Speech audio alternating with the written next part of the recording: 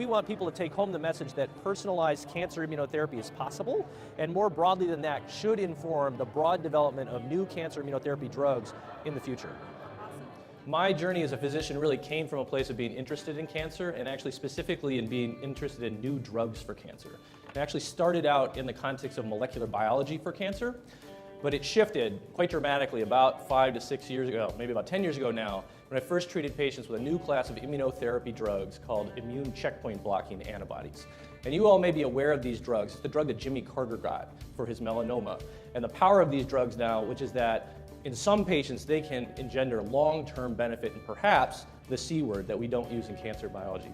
Well, our group here at the University of Chicago has pursued this by performing a number of experiments to try to differentiate what we refer to as T-cell inflamed and non-T-cell inflamed tumors.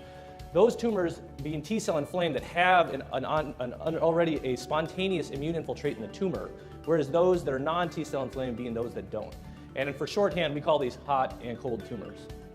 And to investigate this, we use large-scale bioinformatic approaches and large-scale genomics to define these tumors using gene expression profiles, which is basically which immune genes are turned on in the tumor.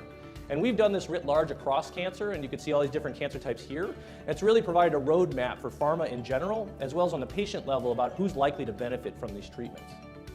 And this is an example that I showed looking at the patient level. So this is taking patients with hot tumors and looking at what is the composition of the immune genes that are turned on in those tumors.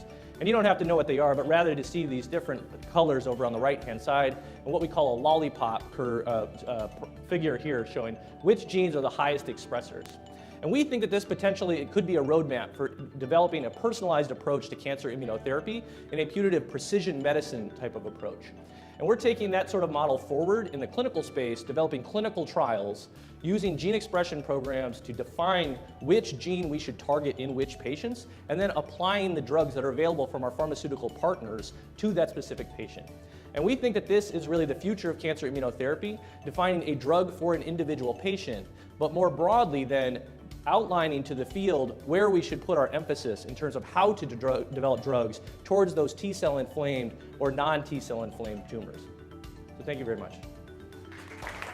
And events like this are so important to get the word out about new discoveries and new commercialization of ideas coming from the University of Chicago. So we can't prioritize enough community engagement to tell them about the great work that's being done and to ask for their support in developing new products.